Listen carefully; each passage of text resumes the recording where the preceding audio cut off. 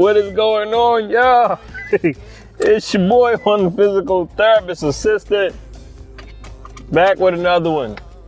Hey, y'all know when I do these little intros, right? When I fake walk, act like I'm walking to the car. Well, I'm walking to the car, but you know what I do, right? I plant the camera on the top of the car, and I walk back, and then walk to the car as if I'm really coming from work. That's part of the intro. But y'all ever notice there's nobody in the parking lot when I do that? Sometimes I gotta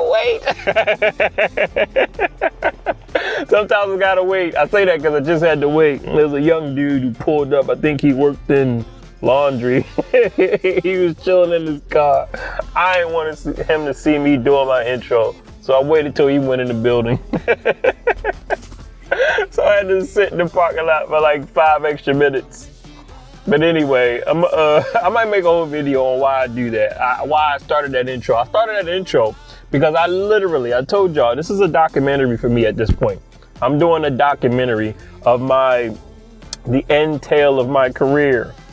So I want to see all the places that I, worked in. I want to catch myself. I want to see myself, look down the line and see myself walk into my car from work. Because I might get to a point where I can't walk anymore. No, I'm just joking. You see what happens when you work with the elderly? These things start popping in your head. I'm sorry, I can't help it. I can't help it. That's what we do as therapists. Oh man. Hey yo, I just witnessed some nurse beef. I wonder if there's any nurses out there, man. Watch the channel. I just witnessed some nurse beef. Hey yo, I was in the gym. I was the only one in the gym. What the heck am I grabbing my seat before I got it on? I was the only one in the gym, right? And I'm doing some paperwork. It's just nice and quiet. I just finished with all my patients. Just finished with my last patient. I'm in the gym doing paperwork. And all of a sudden, I hear, y'all need to stop. So I looked up like, oh, they talking to me? I ain't doing nothing. I'm doing paperwork. Y'all need to stop. Y'all need to stop, both of y'all. I don't care who started it. When she said, I don't care who started it, I said to myself, I don't even know what's going on, but I know I'm listening to a mama. That's a mama right there. When she said, I don't care who started it, I said, oh yeah, that's a mama. But nah, man, this nurse, the older chick, an older lady, she was talking to these 2 CNAs, these 2 certified nurses assistants. I don't care who started it. I don't care. Y'all need to stop. Y'all both need to stop. Y'all creating negativity for the environment. Y'all creating negativity for the job. Y'all creating negativity for the patients. Yo, if that nurse sees this video, and if you see this video and you know what I'm talking about, I am giving you a shout out. You handled that situation very good. She had those 2 CNAs. They were still trying to a little bit, but nah, she controlled the situation. I ain't gonna say she put them in their place. It wasn't about putting them in their place. It was about, making sure you get the workplace under control, because I think they were bickering back and forth about this and that, whatever. But nah, man, she was like, y'all need to stop. I don't care who started it. Sounds straight like a mama. I said, oh, you got some kids at home. Oh man, funny stuff. Hey yo, y'all remember the chocolate bars used to sell for $1 back in fundraising? Do y'all remember those chocolate bars? It was called like America's Finest Chocolates or something like that. I used to sell them when I was in high school. For the longest time, I cannot remember a time where these chocolate bars didn't cost $1. Now I haven't seen them in a long time, so I'm a little bit out of touch with the chocolate fundraiser thing. So I'm a little bit out of touch. But I can never remember a time where they didn't cost $1. Well, lo and behold, somebody's kid or somebody is at this nursing home doing this fundraiser, and it brought back memories when I seen the box. I saw the box of chocolates. I don't know if y'all remember, used to have a handle on it, and you could just pull out a chocolate bar and sell it for $1. Well, I walks up to the box because it's sitting at the front desk. I said, oh, look, man, it's some chocolates. And I was about to pull out Now, I don't expect them to cost $1, okay? maybe 175, maybe 150. I wasn't expecting to pay $1, but I was about to support this fundraiser, and I was about to pull out, a couple dollars to get me a chocolate bar. They're selling these chocolate bars. They used to cost $1. They selling them for $2.50. That is almost triple the price for what I used to sell them for. Now, I know inflation and all of that, but come on, y'all. Y'all gotta almost triple the price? How much a percentage increase is that? It's a lot of percentage increase. Couldn't believe it. I took a picture of it. Look at this. Look at these chocolate bars, and they ain't get no bigger in size. they didn't triple in size. They didn't even double in size. So why y'all gotta sell them almost triple? I remember these joints used to cost $1. Can't believe it. Yeah, I told y'all, man. I need to live a simple life. I need to simplify. I ain't buying those chocolates anymore. Everything's changing. The Dollar Tree ain't the Dollar Tree anymore. $1.25 tree. Pretty soon it's gonna be the $2 tree. Oh man, but anyway, y'all, hope y'all doing all right out there. I hope y'all are doing okay. On my way home, long day, 2 spots, long day. Split my time up between 2 places. Had a good time working with the older adults, the legends of America. The legends of America. Had a sad moment today, y'all. Sad moment. Hanging out with a 97-year-old. This is a small town, and this facility's been up for a lot of years. I don't know when it was built. Maybe I've heard tales of 1940s, 50s, I don't know. It's been around for a long time. So I'm walking around with a 97-year-old, and she's doing good. We laughing and joking. I asked her if she been up. I haven't seen her in a few weeks. I asked her if she been up and moving. Yeah, I've been up and moving. Where you been at? She asked me where I've been at. I said, I had to go work somewhere else, but I came back to check on you, make sure my girl doing her thing. Yeah, I've been getting out. That's how she sound. She said, I'm still reading I said, she always read the Bible. I said, you been reading your Bible? She said, I've been reading it. But we walking. I said, let's do something different today. Not too different. I don't do too different with 97-year-olds, okay? I try to keep it routine, but I don't do too different. I'm not going to ask her to go do some jumping jacks or do a handstand. But I just said, let's switch up we usually do a lap around the building. Okay, it's about maybe 400 to 500 feet just to work on her endurance. With a walker, we usually do a lap and talk, catch up. But I said, why don't we do something different today, and not to do different, but just go a different route around a different part of the building instead of our normal routine. We normally do that, and we do a little exercise, just hang out. 97. So we went a different route. So we're walking this different route, right? And we talking, and then she starts crying. Just starts crying. I'm like, what's wrong? What's going on? Are you okay? I thought she was in pain. 97. She said, no.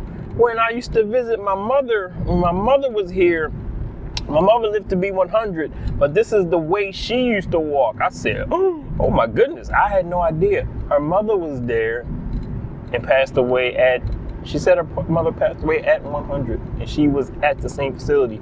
And this is the way she used to walk. Now she's here years later at 97. I was like, oh my goodness, I'm sorry. I was like, you want to turn around and go? She's like, no, it's okay. It just reminded her of her mom. She used to visit her later on in life. So needless to say, she got some good genes because mama would live to be 100, and she was walking the building at a late stage, and now she's doing it at 97. So I tried to lighten the mood a little bit after she wiped away some tears. I was like, what you gonna do when you turn 100? I was like, they're gonna give you a big old party. And one of the nurses heard me talking to her. She was like, yep, she getting a big old party. Everybody in the building coming.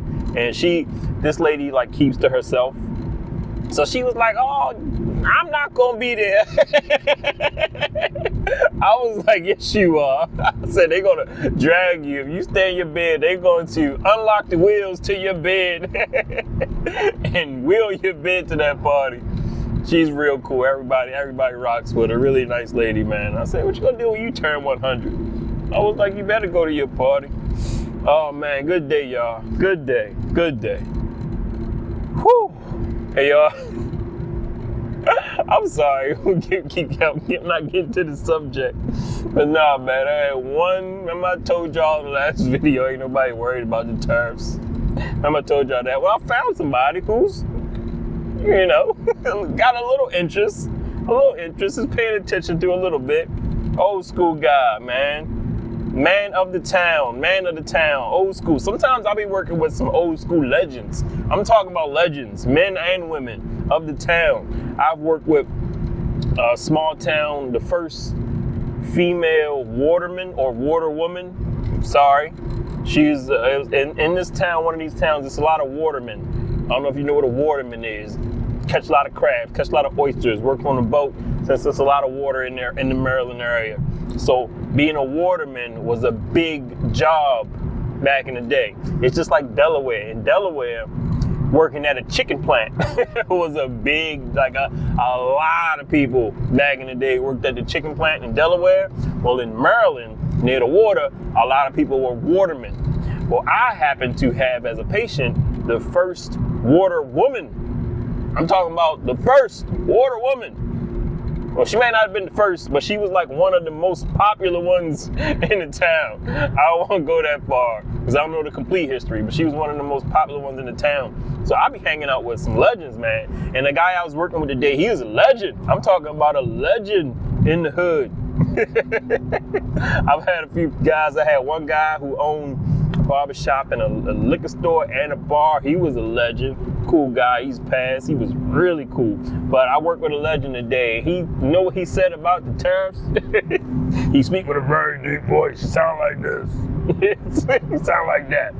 I was like, hey man, what's going on in the world? He was like, I don't know. I was like, what do you think about all this craziness? He was like, you know what? As long as they don't touch my check, I could care less. And he bust out laughing. You ever hear somebody with a deep voice laugh real loud? Like everybody heard that laugh. And me and him in the hallway cracking up. He's in a power chair. That's my guy. He's a legend. And I was like, hey man, I feel you. He was like, I don't care. And here's the funny, well, not the funny part. Here is why I'm telling you that story. He said, the last thing he said, he was like, I don't care, I could care less. And I'm walking away from him, and then he yelled something at me. He was like, hey.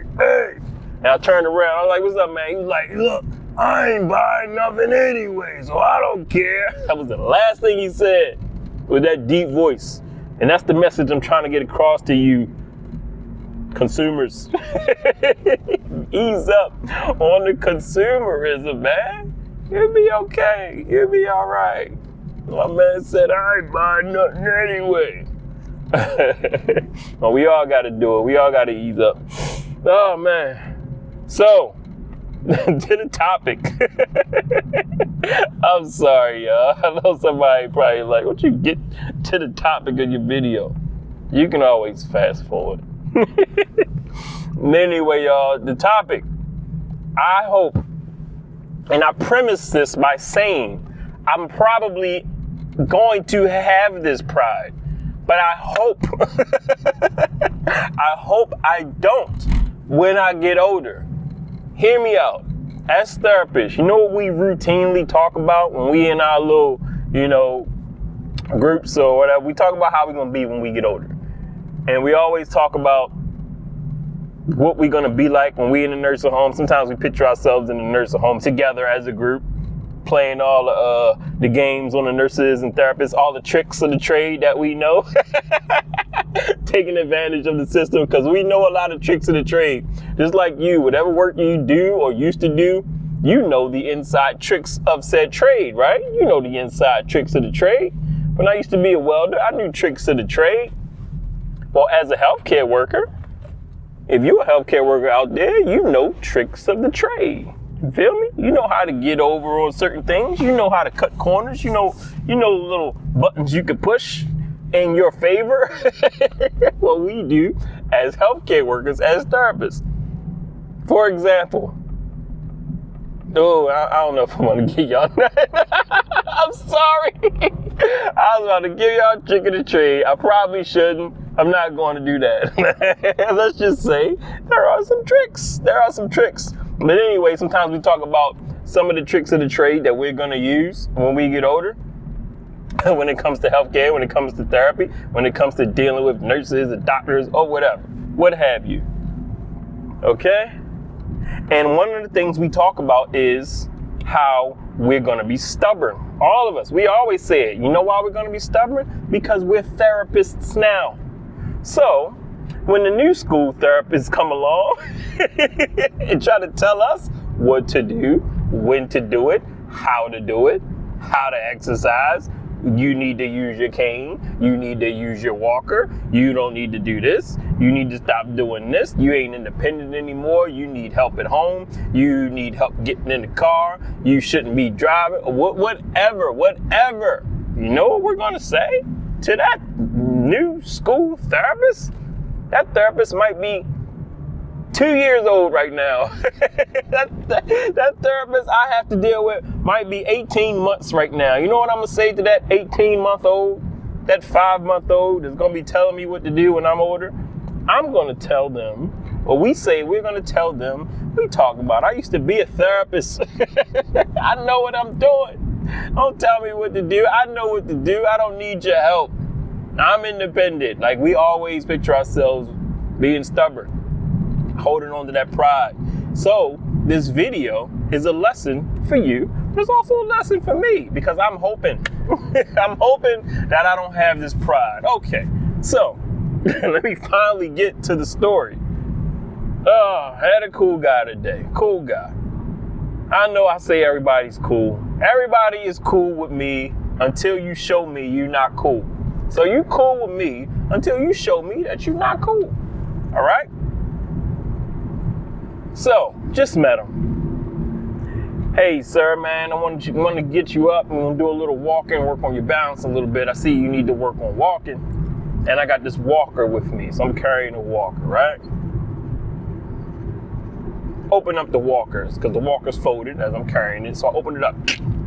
Walker is ready, prime and ready to use, for him to get up and use. He looks at me, I don't need that. And I know I just met him, but I'm reading in the notes that he needs this. I'm reading in the information, you need to use this walker. Okay, so now we at an impasse. He said, I don't need to use that. I'm not going to use that at home. I don't use one of them. I said, okay. I told him, I said, well, I think you came here to work on getting stronger, work on your balance, right? So you can get home. But I think they want you to use this for now. You know, I'm trying to lighten the mood. I'm trying to ease my way in there. I said, I think they want you to just practice with this for now. He was like, oh, no. I don't need that. I don't want to use it. I said, well, okay. So now he's going against everything I know. He's going against everything I've learned. Okay? I got to work on what he's been working on until I deem otherwise. However, I'm a seasoned vet. I've been doing this for years. I know how to handle a situation like this. So what I usually do, okay, you're showing me you got some pride, you're showing me a little bit of stubbornness, and you're showing me that you want to prove yourself. So I proceed to say, all right, so you don't need to use a walker.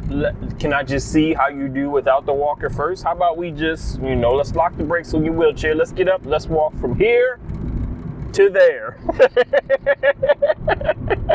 Now, from here to there is about, 20 to 30 feet. Not very far. About, let's say, 3 to 4 car lengths.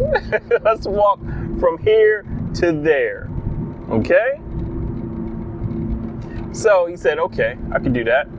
So I locked the brakes on the chair. Let's stand up. As soon as he stood up, he almost fell. Okay? All right. Okay, here we go. The party has begun. As soon as he gets up, he loses his balance, and I had to grab him. Oh, I got you. No, I don't need your help. I'm okay. I got it. No, you don't have it. No, you don't. You're about to fall.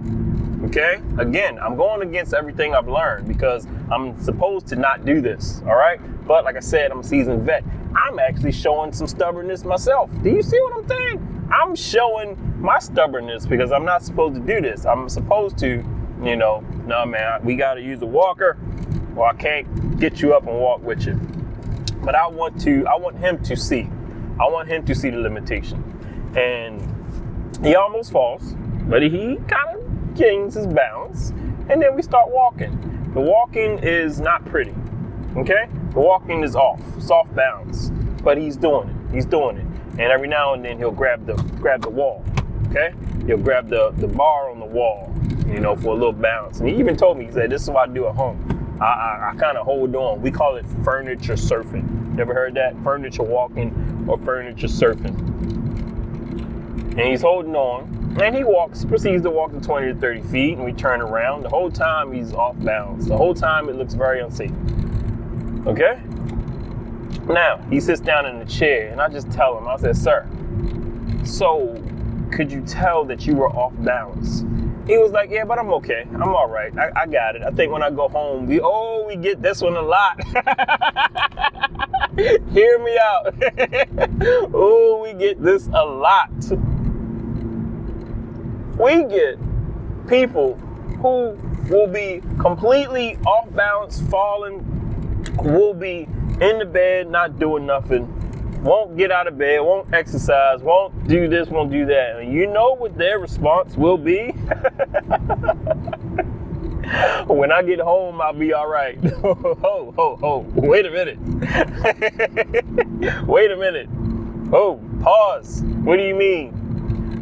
When I get home, I'll do it. When I get home, I'll exercise. When I get home, I'll be fine without the walker. When I get home, I won't fall. When I get home, I'll be balanced. I'll be okay.